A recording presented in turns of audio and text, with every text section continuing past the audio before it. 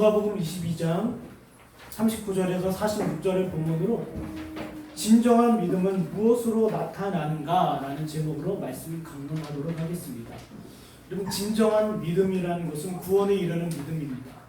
하나님께서 우리에게 진정한 믿음을 주셨다라고 한다면 그 믿음은 반드시 실행하게 돼요.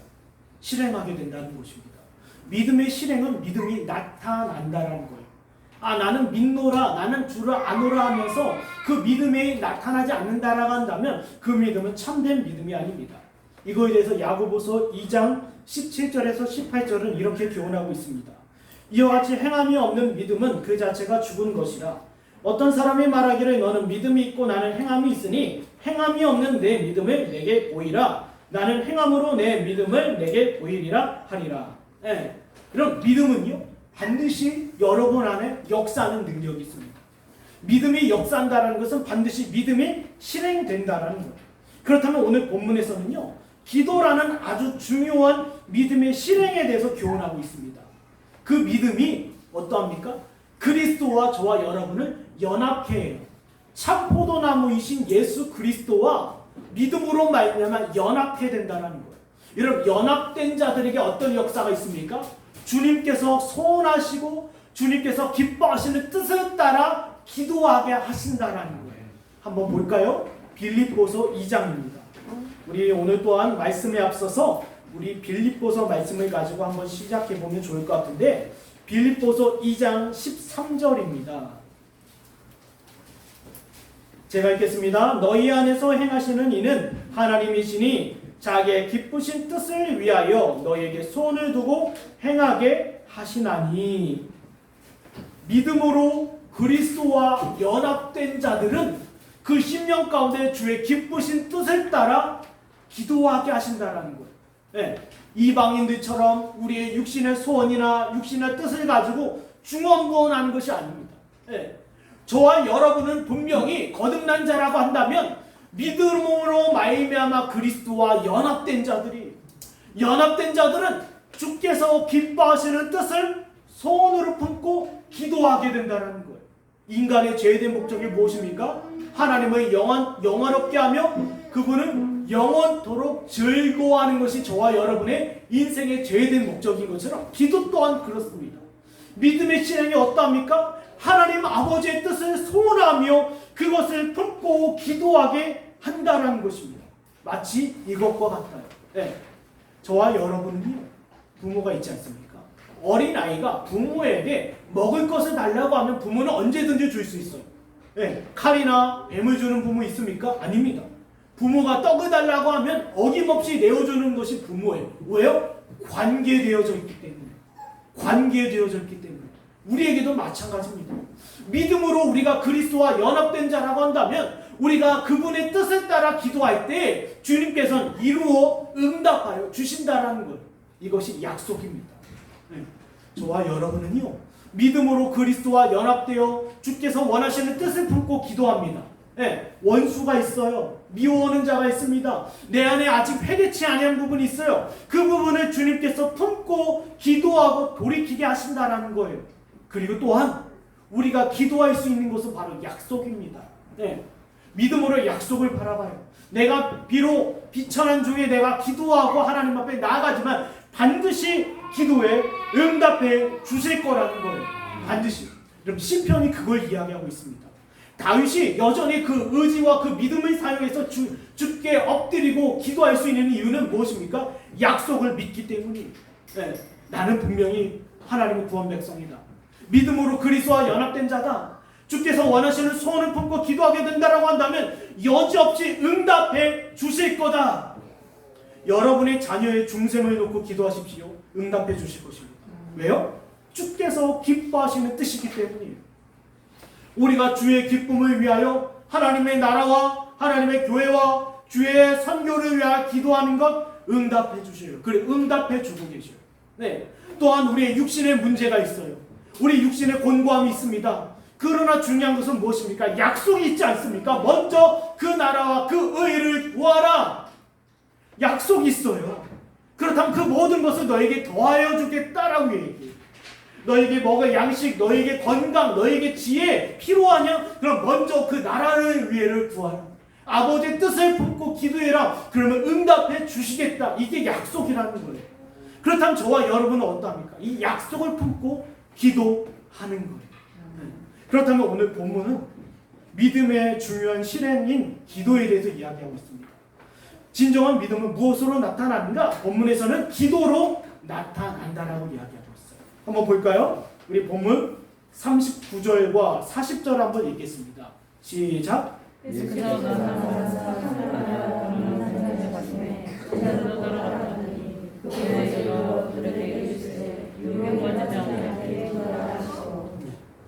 본문 39절에서 40절까지를 보면 진정한 구원 백성들이 기도해야 되는 이유에 대해서 말씀하고 있어요. 여러분, 우리가 기도해야 되는 이유가 무엇입니까? 앞서 말씀드린 것처럼 우리가 기도해야 되는 이유는 한 가지입니다. 믿음으로 그리스도와 연합되었기 때문에. 믿음으로 그리스도와 연합되었기 때문에 우리는 기도하는 겁니다. 네, 왜요? 들어주시기 때문이에요. 네. 사람들은 이렇게 얘기합니다. 네. 중원부원, 그냥 나의 마음의 육신의 소원, 내 육신의 소원을 늘어놓는 것이 기도다. 아니에요. 네, 아닙니다. 우리가 주기도문의 순서를 한번 보면 잘 알 것 같아요. 주기도문의 순서 중에 가장 먼저 나오는 것이 무엇입니까? 기도의 대상이 나와요. 우린 누구에게 기도한다? 하나님께 기도하는 거예요. 그리고 그 이름과 그의 나라와 그리고 그의 뜻이 나옵니다. 저와 여러분이 하나님 앞에 기도해야 되는 이유는 아버지께서 원하시는 뜻이 그러하기 때문이에요. 너는 내게 부르짖으라 내가 내게 응답하겠다. 믿는 자들은요 그 약속을 의지합니다. 내가 기도할 때 주께서 응답해 주실 것이다. 다윗은요 시편 18편 2절에 이렇게 기도했습니다. 그리스도를 향하여 나의 반석 요새 바위의 방패 구원의 뿔 산성이라고 간구했어요. 네. 자신이요 그 모든 구원에 있어서 나의 행위, 나의 경험, 나의 지식이 나의 만족과 구원과 반석이 아니라 오직 주님이야말로 나의 반석이시오 요새시오 구원의 뿔이시라는 그 믿음을 갖고 있었기 때문에 그는 기도하는 거예요. 우리는 기도할 수 있는 이유가 여러 가지가 있습니다. 기도해야 되는 이유들이 많아요. 그러나 기도해야 되는 이유는 한 가지입니다. 바로 그리스도를 믿기 때문이에요. 그리스도로 말미암아 나에게 필요하고 유익한 모든 보화를 얻을 수 있다는 믿음, 그 믿음 때문에 우리는 기도하는 겁니다. 자녀가 부모에 대한 믿음이 없다라고 한다면 어찌 자녀가 부모에게 구할 수 있겠습니까? 자기 필요를 요구할 수 있겠습니까? 요구할 수 없어요. 그러나 자녀는 부모에 대한 믿음이 있어요. 내게 필요한 것은 주실 거다라는 것. 우리가 기도해야 되는 이유 한 가지입니다. 믿음이. 네. 그 믿음으로 말미암아 그리스도께 있는 구원의 은덕들을 나에게 주시겠다라는 거예요. 네. 한번 볼까요? 본문 40절을 보겠습니다. 40절을 먼저 보면 그곳에 이르러 그들에게 이르시되 유혹에 빠지지 않게 기도하라 하시고, 이 뜻은 무슨 뜻이냐면요, 저와 여러분이 기도해야 되는 이유를 이야기합니다. 기도해야 되는 이유, 유혹에서 피해야 된다. 여러분, 우리가 이 땅에 살면서 유혹을 피할 수는 없습니다. 유혹은 늘 우리 가운데 있어요. 그러나 그 유혹이 주는 메시지가 있어요. 지금 당장 본문에서는요, 주님께서 유혹이 찾아온다 그러니 기도하라 하신 이유가 있습니다. 왜요? 그 유혹은 무엇입니까? 예수가 과연 그리스도인가 이거예요. 지금 예수님께서 이제 잡히시는 날 밤에 제자들과 함께 감람산에서 기도하고 계셔요. 그런데 주님께서 제자들에게 유혹에 빠지지 않게 기도하라 하셔서, 그 유혹은 무엇입니까? 과연 예수 그리스도는 그리스도이신가 이거예요. 제자들이 연약한 믿음을 갖고 있었어요. 아니, 예수님께서 분명히 로마 제국을 몰아내고 이 땅 가운데 뭐요? 나의 나라, 우리의 나라를 세우셔야 되는데 정처 없이 아무런 힘 없이 연약한 모습으로 잡혀가시는 그 모습 앞에서 그들은 의심할 수 있는 거예요. 과연 예수가 그리스도신가? 과연 예수 그리스도가 우리의 구원자인가? 의심할 수 있는 거예요. 여러분 삶 가운데도 유혹이 찾아오지 않습니까? 과연 나의 믿음이 확실한가? 이 길이 정확한가? 지금 내가 가고 있는 이 길이 맞는가? 좁은 길인가? 주께서 기뻐하시는 길인가? 이런 의심이 우리에게 찾아올 때가 있습니다. 예, 주님께서 살아계신다라고 한다면 나에게 어떻게 이런 일이 있을까? 주님께서 살아계신다라고 한다면 주님께서 어떻게 나에게 이런 어려움을 허락해 주실까? 이런 의심이 들 수 있고요, 이런 유혹이 우리 가운데 들 수 있습니다. 그래서 주님께서 기도하라 하십니다. 주님께서 기도하라 하셔요. 너희는 유혹에 빠지지 않게 기도하라. 왜요? 주님께서 과감히 말씀하셔요. 너희는 유혹을 피할 수는 없다. 그러나 이 유혹을 이기기 위해서 기도해라. 왜요? 주님께서 왜 이 말씀하셨습니까? 바로 누가복음 22장에 나와 있습니다. 누가복음 22장 32절에 이런 말씀이 있어요. 그러나 내가 너를 위하여 내 믿음이 떨어지지 않기를 기도하였노니 너는 돌이킨 후에 내 형제를 굳게 하라. 지금 제자들 가운데 주님께서 말씀하셔요. 이젠 유혹이 찾아올 것이다. 나의 그리스도 되심을 의심하는 일들이 일어날 것이다. 그러니 너희는 어떠하냐? 이 유혹을 이기기 위해서 기도하라. 왜? 내가 너희의 중보자가 되기 때문이다. 이거예요. 우리가 우리의 연약한 믿음을 가지고 주님 앞에 과감히 기도할 수 있는 이유가 있습니다. 기도해야 되는 이유가 있어요. 왜요? 그분이 저와 여러분의 중보자가 되시기 때문입니다. 주님께서 부활하시고 나셔서 보좌 우편에 앉으셨어요. 부활 승천하시고 보좌 우편에 앉으셔서 저와 여러분을 다스리고 저와 여러분을 중보하는 자리에 쓰셨다라는 거예요. 그리스도는 중보자이십니다. 저와 여러분의 믿음을 위하여 기도하시고 저와 여러분의 연약함을 놓고 기도하시는 분이셔요. 때에 따라서 유혹은 늘 찾아올 수 있습니다. 유혹이 없다 할 수는 없어요. 나는 유혹을 능히 이길 수 있다 자신할 수도 없습니다. 그러나 이 유혹 가운데 우리가 기도해야 되는 이유는 중보자이신 예수 그리스도를 믿기 때문이에요. 여러분의 경험이나 여러분의 의지나 여러분의 각오를 믿는 게 아닙니다. 지금 여러분이 아무리 다짐해 보십시오. 여러분이 아무리 내가 이번 1년 동안 성경을 다 읽겠다, 내가 이렇게 하겠다, 우리가 100번 각오하고 다짐해도 연약함이 나타나요. 우리의 연약함입니다. 그러나 우리는 누구를 의지해야 됩니까? 그리스도 아닙니까? 우리가 기도해야 되는 이유는 중재자이신 그리스도께 요청하는 거예요. 나의 믿음이 이것밖에 되지 않습니다. 주님, 저는 이렇게 연약합니다. 이렇게 나약합니다. 나의 소원을 늘어놓는 게 아니에요. 기도는요, 중재자이신 그리스도께 나의 영혼을 가지고 기도하는 거예요. 주님, 저는요, 이거 제 의지, 제 경험, 제 어떤 의지로 저는 결코 이 길을 걸어갈 수 없습니다. 주님, 나를 불쌍히 여겨주십시오. 왜요? 그리스도는 저와 여러분의 중재자이시기 때문에. 네, 중재자이시기 때문입니다. 한번 볼까요? 베드로전서 1장입니다. 1장 5절에서 7절에 보면 너희는 말세에 나타내기로 예비하신 구원을 얻기 위하여 믿음으로 말미암아 하나님의 능력으로 보호하심을 받았느니라. 밑에 보면 6절에 보면 여러 가지 시험으로 말미암아 잠깐 근심하게 되지 않을 수 없으나 오히려 크게 기뻐하는도다. 7절에 너희 믿음의 확실함은 물로 연단하여도 없어질 금보다 더 귀하여 예수 그리스도께서 나타나실 때에 칭찬과 영광과 존귀를 얻게 하실 것입니다. 그리스도께서 중보자이신 그리스도께서 저와 여러분의 믿음을 지키고 계셔요. 그렇기 때문에 우리는 어떠합니까? 그리스도를 믿는 믿음으로 주께 기도하는 거예요. 주여, 나를 불쌍히 여겨주십시오. 대적 마귀가 아니면 세상의 유혹이 찾아옵니다. 그때마다 이길 힘은 제게 있는 것이 아니라 주께 있습니다. 그렇다면 여러분이 질문할 수 있어요. 왜? 아니, 처음부터 왜 이 유혹을 허락하셨는지에 대해서요. 아니, 차라리 유혹이 없다라고 한다면 주님도 편하고 우리도 편하지 않겠습니까? 라고 할 수 있잖아요. 그러나 우리가 욥기를 살펴보면 주님께서 저와 여러분 가운데 고난과 어려움과 유혹을 허락하신 이유가 있어요. 여기 우리가 베드로전서 1장에도 말씀 살펴봤지만 불로 연단하여져 없어질 금보다 더 귀하다라고 되어 있어요. 믿음이. 저와 여러분의 믿음은 금이 불 가운데 연담을 받는 것 같이 저와 여러분 또한 유혹과 시험과 고통 가운데서 연단을 받는다는 거예요. 우리 한번 볼까요? 본문을 보면 본문 39절을 보면 예수께서 나가사 습관을 따라 감람산에 가심에 제자들도 따라갔더니 라고 되어 있어요. 보세요. 예수님께서 습관을 따라가셨어요. 이 습관에 따라가셨다는 것은 지금 당장 십자가를 지고 죽음 앞에 서셨을 때 야, 이젠 십자가를 지겠구나, 내가 기도하자 하신 게 아니었다라는 거예요. 네. 괜히 기도하시지 않다가 갑자기 십자가 앞에서 기도하신 게 아니라 주님께서 늘상 중보자로서 저와 여러분을 위하여 기도하셨다라는 거예요. 그런데 여기 제자들이 따라갔다는 것은 이런 교훈이 있습니다.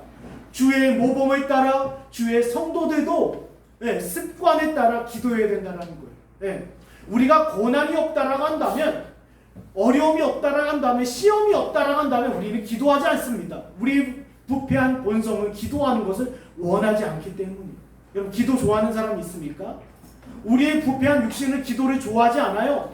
그래서 주님께서 어려움과 고난과 환난을 허락하시는 것, 그 허락하심을 통하여 하나님의 자녀들이 이 경건한 습관을 얻도록 하시는 거예요. 욥에게 고난이 없었다라고 한다면 주님과의 관계 가운데 그와 같은 은혜를 누리지 못했을 거예요. 여러분의 삶 가운데도 말도 되지 않는 어려움이 찾아올 수 있습니다. 아니 나에게 어떤 일이 이런 일이 있을까? 여러분 하나로 교훈으로 삼으시면 좋을 것 같아요. 여러분이 믿음으로 말미암아 그리스도 앞에서 경건한 습관을 얻도록 하시기 위함이에요. 그 경건한 습관은 무엇입니까? 기도예요. 문제가 있을 때, 어려움이 있을 때 기도하는 것이 아니라 찾아오는 유혹과 시험 앞에서 저와 여러분의 마음을 가지고 주님 앞에 토하는 시간을 가져라 이겁니다. 예. 이것이 우리가 기도해야 되는 이유예요. 그러나 믿음이 없는 자라고 한다면 무엇입니까? 기도할 수 없어요. 주님께서 본문에서 이야기하는 것이 있습니다. 너는 내게 부르짖어라. 내게 응답하겠다. 두드려라. 구하라. 찾으라. 왜요? 그 요구들이 지금 누구에게 전해주는 겁니까? 하나님의 백성들에게 주어지는 거예요. 여러분 세상 사람들이 물에 빠져들어가는데 주님께서 기도한다고 예수의 이름으로 기도한다고 들어주십니까? 들어주시지 않아요. 왜요? 왜 그렇습니까? 믿음으로 관계되지 않았기 때문입니다. 믿음으로 관계되지 않았기 때문입니다.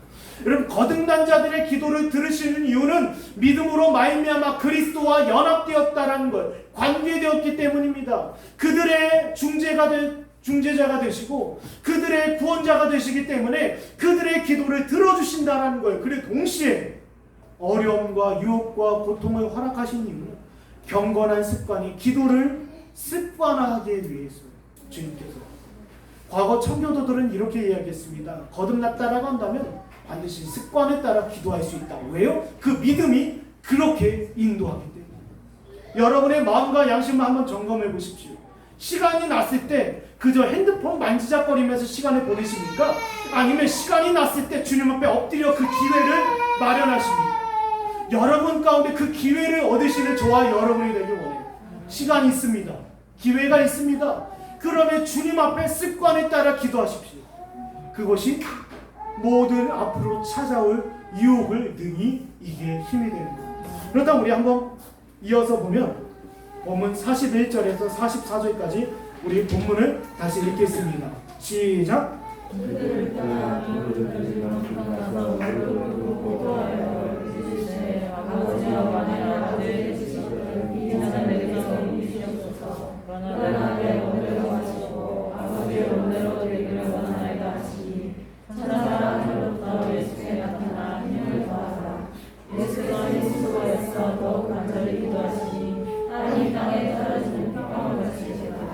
네, 다음으로 본문 41절에서 44절까지를 보면 진정한 구원 백성들의 바른 기도에 대해서 이야기합니다.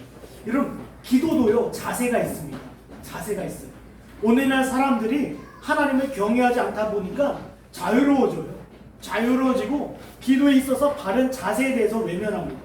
여러분 기도에 있어서 바른 자세가 있다는 것은 기도의 내용과 우리 기도의 태도가 있다는 거예요. 네. 주님께서는 그걸 교훈해 주십니다. 저와 여러분이 기도하는 데 있어서 기도에 있어서 바른 자세와 바른 태도와 그 바른 내용이 있다는 거예요. 네. 한번 볼까요? 본문 41절을 보면 주님께서 그들을 떠나 돌 던질 만큼 가서 무릎을 꿇고 기도하셨다고 되어 있어요. 네.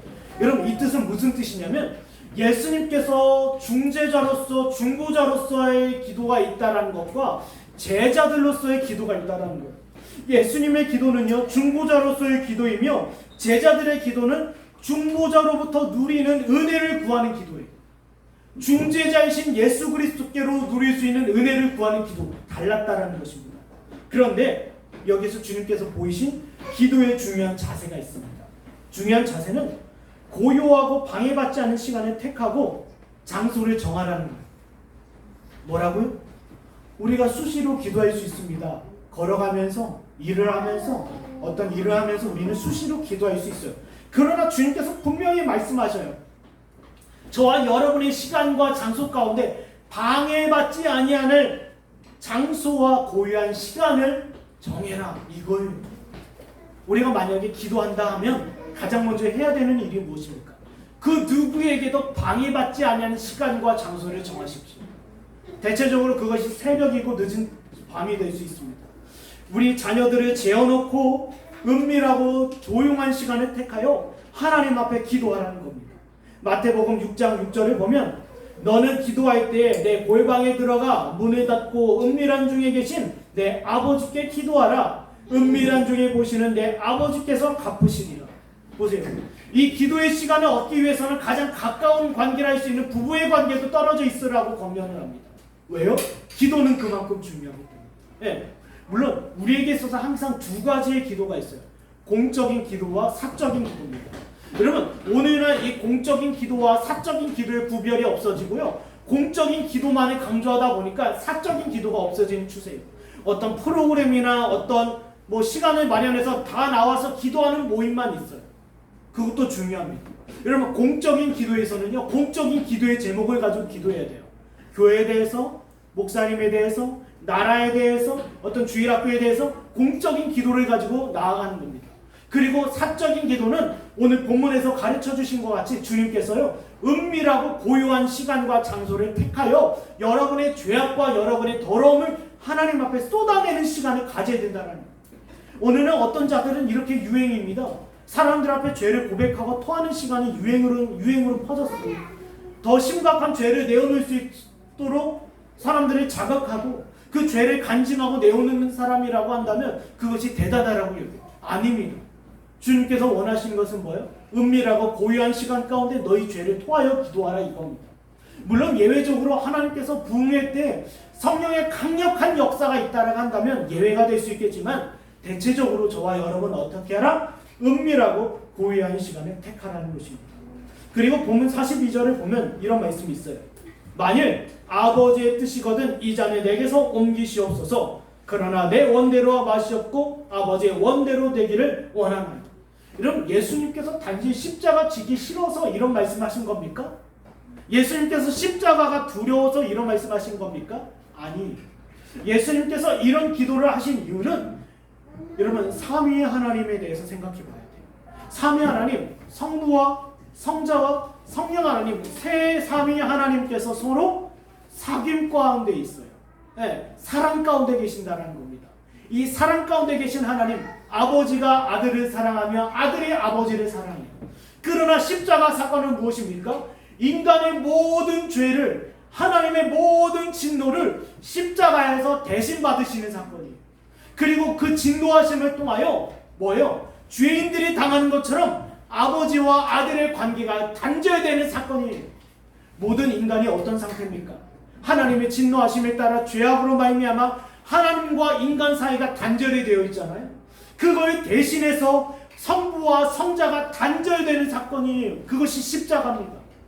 예수 그리스도의 속성과 성품으로 말미암아 그것을 기뻐하지 않았다라는 거예요. 아버지와의 단절을 기뻐하지 않았다라는 거예요. 그래서 이와 같은 기도를 한 겁니다. 그러나 아들은 아버지의 뜻을 알아요. 그래서 뭐라고 합니까? 내 원대로 하지 마시고 아버지 원대로 되기를 원하나이다.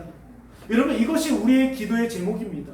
하늘에 계신 우리 아버지여, 이름이 거룩히 여김을 받으시오며 나라가 임하옵시며 뜻이 하늘에서 이루어진 것 같이 땅에서도 이루어지다. 그 다음에 우리의 양식이 나와요. 가장 중요한 것은 무엇입니까? 바로 하나님 아버지, 그의 이름, 그의 거룩, 그의 나라, 그의 뜻하심. 이것이 우리의 기도의 내용이에요. 먹는 것, 입는 것, 마시는 것, 사는 것, 그것은 왜 필요합니까? 우리가 왜 옷이 필요하고 왜 물질이 필요하고 왜 건강이 필요합니까? 왜요? 바로 하나님 아버지와 그분의 이름과 그분의 거룩하심과 그분의 나라와 그분의 뜻을 위하여 필요한 거라는 거. 이게 주기도문이에요. 너희는 이렇게 기도하라. 교회를 향해서 주신다. 우리 자녀가 왜 잘 돼야 됩니까?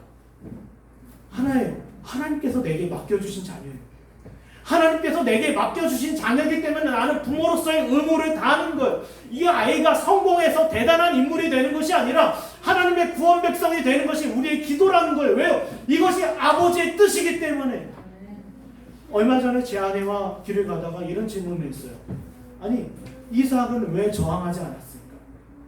모리아산에서 아브라함이 아브라함이 이삭을 죽이려고 제단 위에 묶었을 때 이 이삭은 왜 저항하지 않았을까?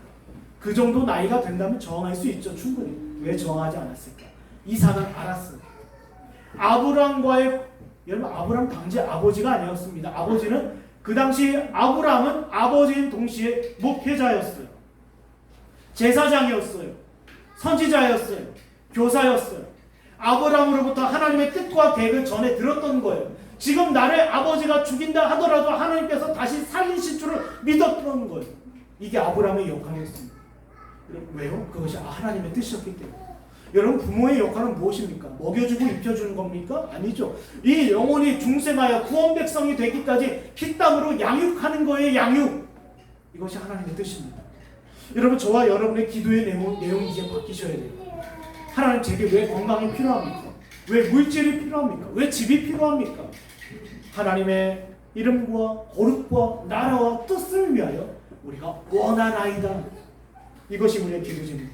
우리 본문 44절에 보면 이렇게 되어 있습니다. 기도의 태도에 대해서 예수께서 애쓰고 힘써 더욱 간절히 기도하시니 땀이 땅에 떨어지는 핏방울같이 되더라. 주님께서요, 애쓰고 더욱 힘써 간절히 기도하셨다고 되어 있어요. 여러분, 우리의 기도는요, 주님께서 보여주신 찾고 구하는 거예요. 때로는 땀을 흘리며 수고하는 노동입니다. 여러분, 금요일 기도하고 나서요, 몸이 완전 녹초가 되어야 돼요. 여러분, 기도는 노동입니다. 수고로운 거예요. 어려운 거예요. 그러나 믿음이 없다라고 한다면 절대 우리의 육신을 굴복시키지 못하고 우리의 자기 의지를 굴복시키지 못하고 하나님 앞에로 기도할 수 없다라는 거예요. 그냥 시간 때워요. 이 시간 지나갈 거예요. 네, 새벽에 나와서 기도하시는 분들 졸다 가요. 그래, 난 기도했다 이거예요. 그러나 그 마음에는 아무런 열매가 없는 상태. 이게 무슨 기도라는 거예요. 어떤 시간이 되었던, 어떤 장소가 되었던 땀을 흘려 힘을 다하여 무릎을 꿇고 기도하는 거예요. 여러분, 성경에서 가르쳐 주시는 기도의 자세는 두 가지입니다. 두 가지. 서서 기도하든지 아니면 무릎을 꿇고 무릎 사이에 어깨를 얼굴을 파묻고 기도하는 거예요. 네, 이게 엘리야의 기도였습니다. 한나의 기도 어땠을까요? 다윗의 기도 어땠을까요? 우리 믿음의 선진들의 기도는 어땠을까요? 여러분, 조지 밀러가요, 누워있으면서 핸드폰 하면서 대충대충 기도했을까요? 아니, 조지 밀러 보면서 사람들이 기도 응답 받았다고 환호하겠죠. 아니, 조지 밀러의 기도는 하나님의 뜻과 이름과 거룩이었어요. 그러니까 주님께서 즐거이 응답해 주십니다. 오늘 우리 아이들이, 고아원에 있는 아이들이 굶어도 주의 뜻일 줄 믿습니다. 이때 기도가 응답이 돼요. 그것도 대충 했을까요? 아니죠. 이 두 다리 사이에 무릎을 파묻고 하나님 앞에 애통하며 간절히 기도했다. 네, 여러분, 그 시간이 여러분에게 있길 간절히 축원합니다. 아무도 없는 중에 교회 홀로 나와 문을 걸어 잠그고 여러분이 기도하는 것, 하나님께서 기뻐하시는 거예요. 어떤 시간을 만들고 어떤 조직을 만들고 어떤 프로그램을 만들어서 그 사람을 억지로 앉혀보십시오. 그 사람이 기도하나 기도 안 해요. 하나님께서는 그걸 기뻐하지 않으십니다. 기도에 있어서도요, 자세가 있고 태도가 있고 마음가짐이 있다는 것입니다. 그렇다면 우리 마지막 한번 볼까요? 45절 46절입니다 45절과 46절 읽겠습니다. 시작. 기도에 일어나 저녁에 가서 이르시되 어찌하여 사느냐 시험에 들지 않게 일어나 기도하라 하시니라. 네, 마지막으로 저와 여러분이 기도해야 되는 때에 대해서 이야기하고 싶습니다. 먼저는 뭐라 했죠? 우리가 기도해야 되는 이유, 믿음이 그러하기 때문입니다. 그리고 두 번째는 기도하는 방식, 태도에 대해서. 마지막으로는 기도해야 되는 때에 대해서 이야기하고 싶습니다. 여기 본문을 보면 45절에 기도 후에 일어나 제자들에게 가서 슬픔으로 인하여 잠든 것을 보셨다고 되어 있어요. 여러분, 이 슬픔은 무엇입니까? 네, 그들의 영적 상태를 보여주는 것도 해요. 그러나 동시에 무엇입니까? 이들이 기도하지 않는 것 자체가 슬펐다라는 거예요. 한번 볼까요? 전도서입니다. 전도서 2장 23절. 일평생에 근심하며 수고한 것이 슬픔뿐이라 그의 마음이 밤에도 쉬지 못하나니 이것도 헛되도다. 왜 슬픕니까? 이들이 제자들이 수고하고 지쳤어요. 예수님을 따라다니면서 수고하고 지쳤고 힘들었고 그들의 마음의 상태가 곤고하고 어려운 중에 있었어요. 그러나 예수님께서 보시기에는 이들이 기도하지 아니하는 그 상태가 슬퍼 보였다라는 거예요. 슬퍼 보였다라는 거예요. 제가요 어린 시절에요 강아지 한 마리가 동네를 방황하는 걸 봤어요. 방황하는 걸 보고 제가 물하고 집에서 과자를 가지고 강아지한테 줬는데요 도망가 버리는 거예요. 주고 싶어도요 도망가는 거예요. 그 모습을 보고 얼마나 불쌍합니까? 얼마나 가련합니까? 여기에서 예수님께서 말씀하시는 슬픔의 상태는 기도하지 아니하는 상태예요. 네, 기도하지 아니하는 상태예요. 그리스도 안에서 영혼을 구원할 수 있는 모든 은덕을 마련해 놓으셨어요. 그리스도로 말미암아 성령의 역사심이 그리스도 안에서 성령의 역사심으로 말미암아 영혼을 변화시키고 거듭나게 하며 중생할 수 있는 모든 것을 가지고 계시는데 그 모든 구원의 은덕과 아름다움을 누리지 못하고 그저 잠들어 있으니 얼마나 슬픈 비참한 상태냐는 것입니다. 지금 제자들이 택한 방식은 이거예요. 예, 마음의 고됨과 육신의 고됨을 어떻게 해요? 그걸 위로받는 수단으로 무엇을 택했습니까? 슬픔을, 고통을, 아픔을, 어려움을 피할 수단으로 잠을 택한 거예요. 여러분, 여러분에게 어려움이 있을 거예요. 내가 잠이 든 다음에 잊어버릴 거야. 사람들은 쉽게 잠을 택합니다. 잠을 택하면 내 이 어려움을 피할 수 있는 것은 잠밖에 없어. 잠이 뭐야?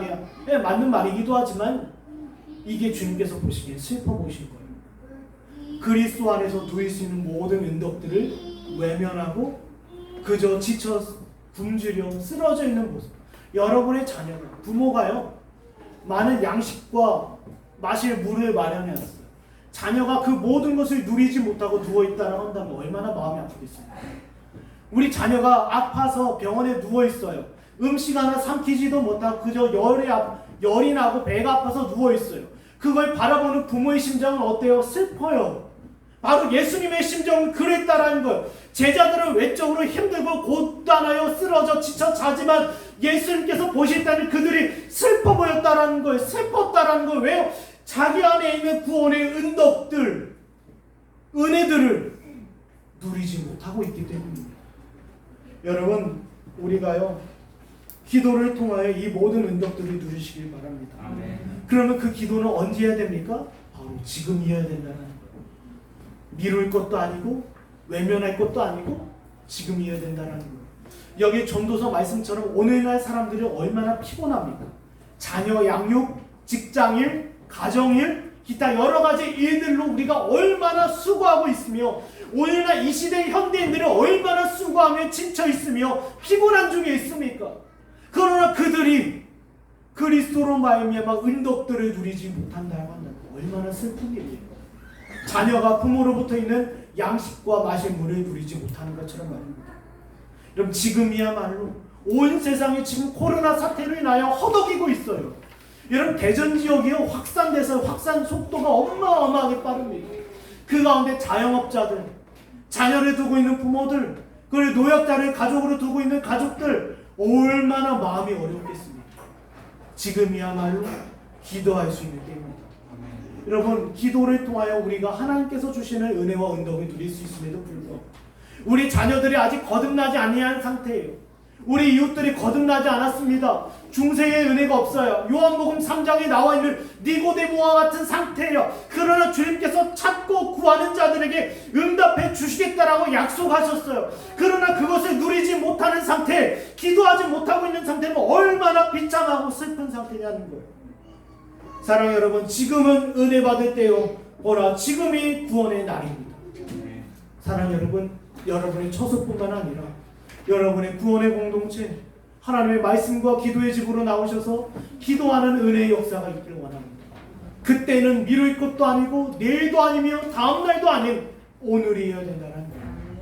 오늘에도 집에 가서서 가족들과 손을 붙잡아놓고 기도하십시오. 아버지가 대표로 기도해도 되고 짧게나마 함께 통성으로 기도하셔도 돼요. 지금은 무엇입니까? 기도해야 될 때.